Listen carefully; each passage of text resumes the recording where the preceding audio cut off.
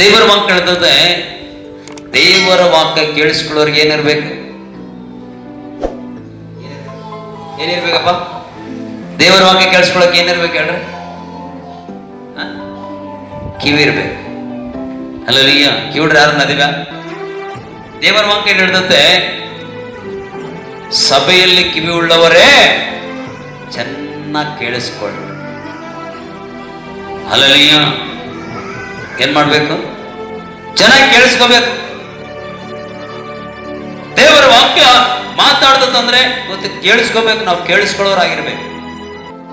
ದೇವರಿಗೆ ನಾನು ಮರೆಯಚ್ಚು ಕೂಗಿ ದೇವರನ್ನು ಕೊಂಡಾಡುವಾಗ ದೇವರು ಚೆನ್ನಾಗಿ ಕೇಳಿಸ್ಕೊಳ್ತಾನೆ ನಮ್ಮ ಸ್ವರ.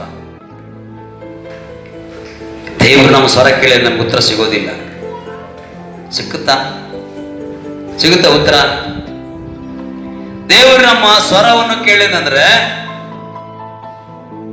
ನಮ್ಗೆ ಉತ್ತರ ಬರುತ್ತಾ? ಪ್ರಾರ್ಥನೆ ಮಾಡ್ತೀವಿ, ದೇವರಲ್ಲಿ ಕೊಂಡಾಡ್ತೀವಿ, ದೇವರಲ್ಲಿ ಘನಪಡಿಸ್ತೀವಿ, ದೇವರಲ್ಲಿ ಎಲ್ಲ ಕೂಡ ಮಾಡ್ತೀವಿ.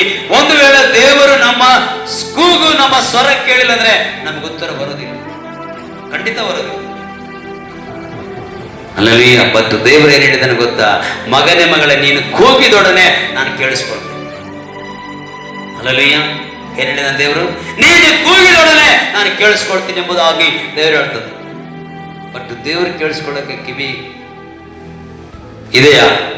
ಬಟ್ ನಮಗೆ ಐತಿಲ್ಲ, ಐತೆ ಇಲ್ಲ ಹೇಳಿ. ಹಲ್ಲೆಲೂಯಾ. ನಾನು ಕಿವಿಡೇ ಅದೀನಿ, ನನಗೆ ಕಿವಿ ಕೇಳಿಸ್ತಾ ಇಲ್ಲ ಅನ್ನೋರು ಹಲ್ಲೆಲೂಯಾ. ಇವತ್ತು ಕೇಳ್ರಿ, ಕೊಡ್ತಾನೆ ಕಿವಿ, ಖಂಡಿತವಾಗಿ ಕೊಡ್ತಾನೆ. ಯಾಕಂದ್ರೆ ದೇವರ ಬಾಯಿಂದ ಬರುವಂತ ಮಾತು ಒಳಗಡೆ ಹೋಗ್ತದೆ, ಕೀಲು ಮಜ್ಜಗಳಲ್ಲಿ ತೂರುತ್ತೆ. ಹಲ್ಲೆಲೂಯಾ. ದೇವರ ಮಕ್ಕಳ ಜೊತೆ ಯೆಶಾಯನ ಬರೆದ ಪುಸ್ತಕ 40ನೇ ಅಧ್ಯಾಯ 31ನೇ ವಚನ ಹೇಳ್ತದೆ, ಯೆಹೋವನನ್ನು ಆಶ್ರಯಿಸಿಕೊಳ್ಳುವನು ಹೊಸ ಬಲವಂತ. ಎಂತ ಬಲ? ಹೊಸ ಬಲ ಹೊಂದ್ಕೊಳ್ತಾರೆ. ಇವತ್ತು ಹೊಸ ಬಲ ಹೊಂದ್ಕೋಬೇಕಂದ್ರೆ, ಹೊಸ ಬಲ ನಮಗೆ ಇರ್ಬೇಕಂದ್ರೆ ಹೊಸ ವಿಷಯ ನಾವು ಕೇಳಿಸ್ಕೊಳ್ಬೇಕು. ಅಲ್ಲಲ್ಲಿಯ ಏನ್ ಕೇಳಿಸ್ಕೋಬೇಕಂದ್ರೆ ಹೊಸ ವಿಷಯ ಕೇಳಿಸ್ಕೋಬೇಕು. ಹೊಸ ಮಾತುಗಳು ನಮ್ಮೊಳಗಡೆ ಕೇಳಲ್ಪಡಬೇಕು. ಅಲ್ಲಲ್ಲಿಯ ಅವಾಗ ದೇವರು ನಮ್ಮೊಳಗೆ ಕಾರ್ಯ ಮಾಡಬೇಕು, ಶಕ್ತನಾಗಿದ್ದ. ಅಲ್ಲಲ್ಲಿಯ ಇವತ್ತು ಕೇಳಿಸ್ಕೋಬೇಕು, ಚೆನ್ನಾಗಿ ಕೇಳಿಸ್ಕೊಡ್ರಿ. ಒಂದ್ಸರಿ ಎಲ್ಲರ ಕಿವಿ ನೋಡ್ಕೊಳ್ರಿ, ಇದಾವಿಲ್ಲ ಅಂತ ಒಂದ್ಸರಿ ನೋಡ್ಕೊಡ್ರಿ, ತೊಂದರೆ ಇಲ್ಲ. ಯಾಕಂದ್ರೆ ಕೆಲವು ಸಾರಿ ಮರ್ತೋಗ್ಬಿಡ್ತದೆ, ಕಿವಿ ಇರುತ್ತೆ ಅಂದ್ರೆ ಗೊತ್ತಿರುತ್ತೆ. ಅಲ್ಲಲ್ಲಿಯ ಅದರಲ್ಲಿ ಹೆಣ್ಮಕ್ಳಿಗೆ ಬಹಳ ಮರುವು. ಅವರು ಹಾಕೊಂಡಿರ್ತಂತ ವಾಲೆ ಒಡವೆ ಎಲ್ಲ ಉದುರಿಬಿಡ್ತಂತೆ. ಯಾವಾಗ ಹುಡುಕ್ತಾರೆ? ಅಯ್ಯೋ ಯಾವಾಗ ಹೋಗ್ಬಿಡತ್ತೆ. ಅಲ್ಲಲ್ಲಿಯ ಯಾಕೆ ಅವ್ರ ಕಿವಿ ಅವ್ರ ಹತ್ರ ಇರ್ತದೆ, ಅವ್ರ ಒಡವೆ ಅವ್ರ ಎಲ್ಲಿ ಉದುರುತ್ತದೋ ಗೊತ್ತಿರೋದಿಲ್ಲ. ಅಲ್ಲಲ್ಲಿಯ ಒಂದ್ಸಾರಿ ನೋಡ್ಕೊಡು. ನೀವು ವಾಲೆ ಒಡವೆ ನೋಡ್ಕೊ ಅಂತ ಹೇಳ್ತಾ ಇಲ್ಲ, ಕಿವಿ ಐತಿಲ್ಲ ಅಂತ ನೋಡ್ಕೊಡ್ರಿ ಅಂತ ಹೇಳಿದೀನಿ. ಅಲ್ಲಲ್ಲಿಯ ಅಲ್ಲಲ್ಲಿಯ ಏನ್ ಮಾಡ್ಬೇಕು ಹೇಳ್ರಿ? ಸಭೆಯಲ್ಲಿ ಕಿವಿ ಉಳ್ಳವರೇ ಚೆನ್ನಾಗಿ ಕೇಳಿಸ್ಕೊಡ್ರಿ. ಕೇಳಿಸ್ಕೊಂಡ್ರೆ ಏನ್ ಸಿಗ್ತದೆ ಹೇಳ್ರಿ? ನಿಮ್ಗೆ ಏನ್ ಸಿಗ್ತದೆ? ಏನ್ ಸಿಗ್ತದಪ್ಪ ಕೇಳಿಸ್ಕೊಂಡ್ರೆ? ಮಲೇಶ್ ಏನ್ ಸಿಗ್ತಪ್ಪ ಕೇಳಿಸ್ಕೊಂಡ್ರೆ? ನಿದ್ದೆ ಮಾಡೋಪ್ಪ ಅಷ್ಟೇ ಆರಾಮಾಗಿ. ರಾತ್ರಿ ಎಲ್ಲ ನನ್ಗೆ ನಿದ್ದೆ ಬಂದಿಲ್ಲ, ಈಗ ನಿದ್ದೆ ಮಾಡೋಪ್ಪ ಚೆನ್ನ ಕಣ್ಣಾಗೈತೆ. ಹೌದಾ? ಮುಖ ತೊಳ್ಕಪ್ಪ ಹೋಗಿ, ನಿದ್ರೆ ಬಂದ್ರೆ. ಅಲ್ಲಿ ಸೈತಾನ್ ಹಂಗೆ ಮತ್ತೆ ಒಳ್ಳೆ ಕೇಳಿಸ್ಕೋಬೇಕಾದ್ರೆ ಏನ್ ಮಾಡ್ತಾನೆ? ಮಲಿಕೋ ನೀನು, ಮಲಿಕ ಚೆನ್ನಾಗಿ ಮಲಿಕ, ಫಾಸ್ಟ್ ಹೇಳ್ತಿರ್ತಾನೆ ಮಕ್ಕ. ಅಲ್ಲಿಯ ಕಷ್ಟಪಟ್ಟು ಪ್ರಯಾಸಪಟ್ಟು ದೇವರ ಮಂದಿರಕ್ಕೆ ಬಂದಿಯಾ, ದೇವರ ಆಲಯಕ್ಕೆ ಬಂದಿದ್ಯಾ, ದೇವರ ಮಾತು ಒಂದು ಮಾತಾದ್ರೆ ಒಳಗಡೆ ಇಟ್ಟು. ಅಲ್ಲಿಯ ಅದು ಬೇಕಾಗಿರೋ ದೇವರಿಗೆ.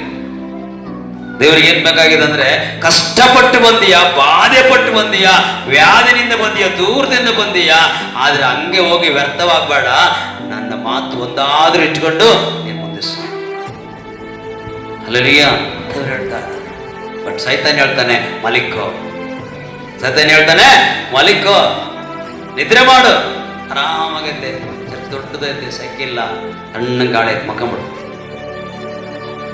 ಅಲ್ಲಲ್ಲಿಯ ದಯವಿಟ್ಟು ಪ್ರಿಯ ಸೋದರ, ಪ್ರಿಯ ಸೋದರಿ, ಮಲಗಬೇಡ, ಎಚ್ಚರವಾಗಿ.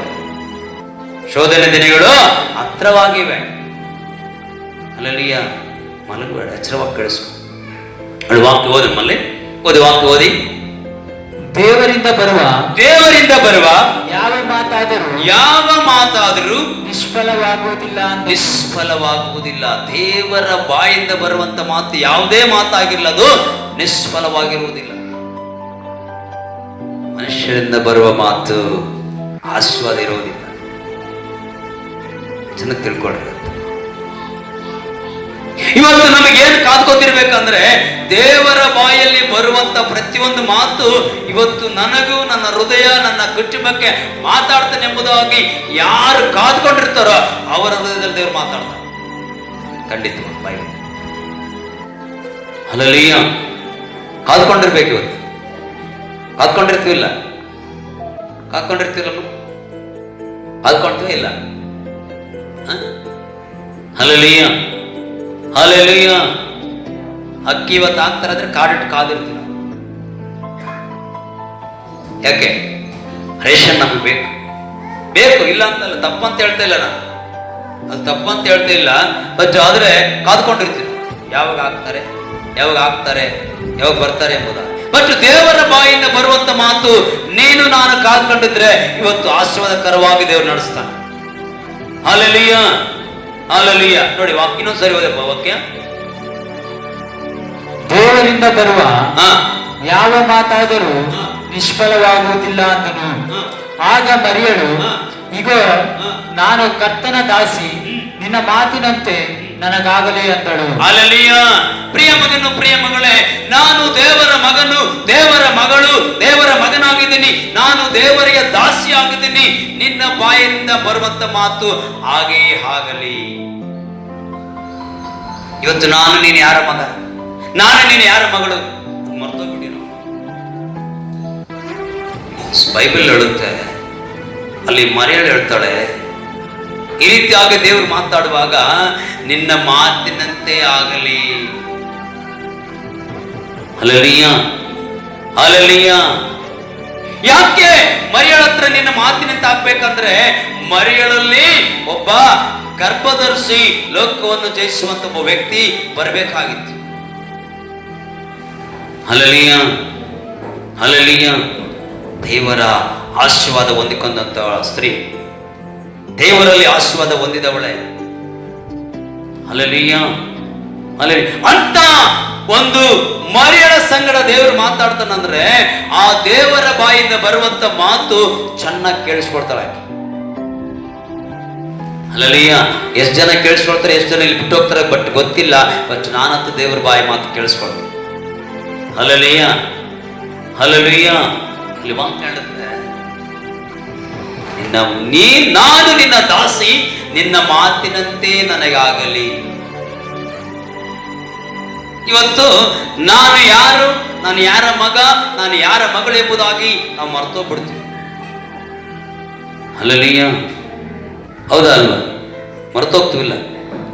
ಮರ್ತಿಲ್ಲಪ್ಪ ಅಷ್ಟೇ. ನಾವು ಚರ್ಚಿಗೆ ಹೋಗ್ತೀವಿ ಅಂತೀರಪ್ಪ, ನಾವು ಮರ್ತಿಲ್ಲಪ್ಪ ಅಷ್ಟೇ, ಚರ್ಚಿಗೆ ಹೋಗ್ತೀವಿ. ಹಲ್ಲೆಲೂಯಾ.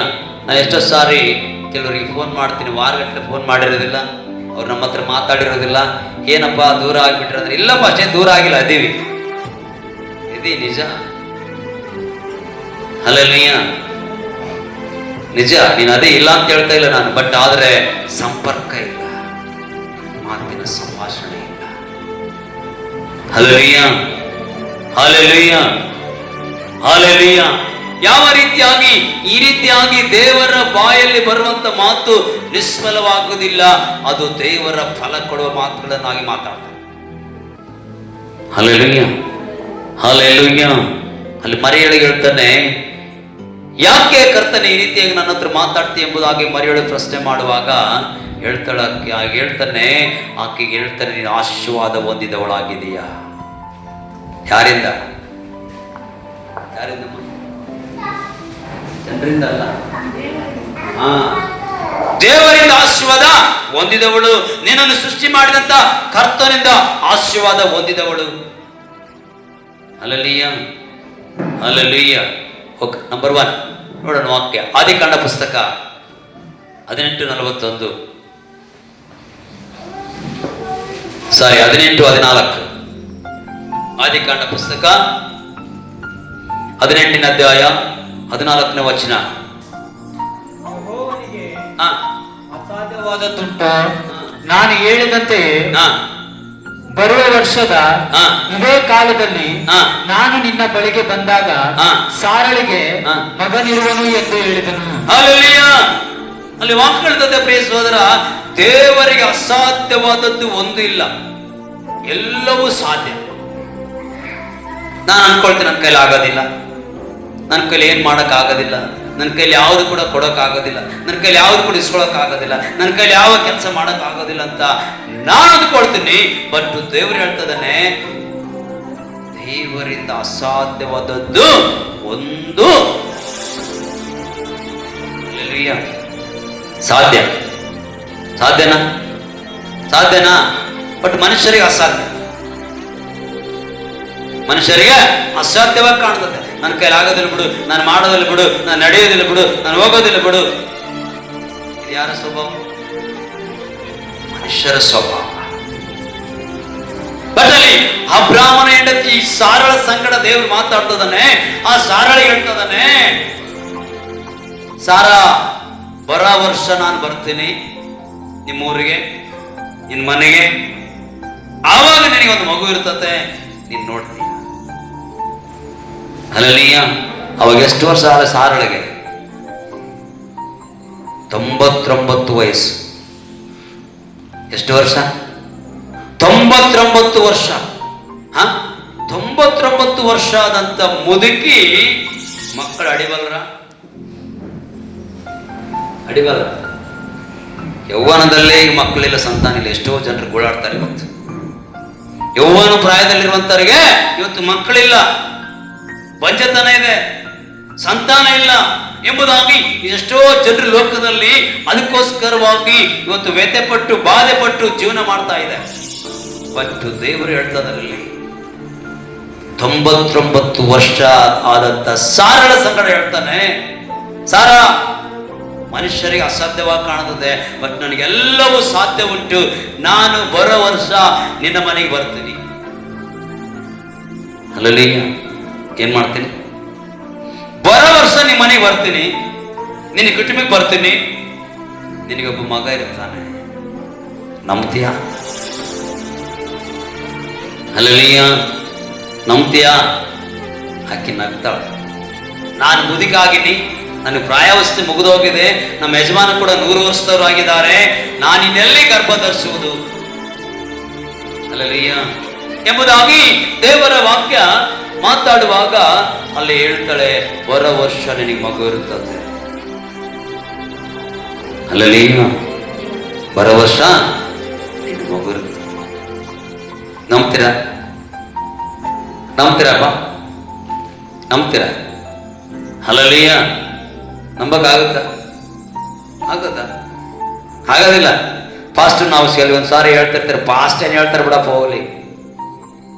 ಫಾಸ್ಟ್ ಅಲ್ಲ ಹೇಳೋದು, ಫಾಸ್ಟ್ ಅಲ್ಲ ಮಾತಾಡೋದು. ದೇವರ ವಾಕ್ಯ ಅವರ ಬಾಯೊಳಗೆ ಮಾತಾಡ್ತಾನೆ.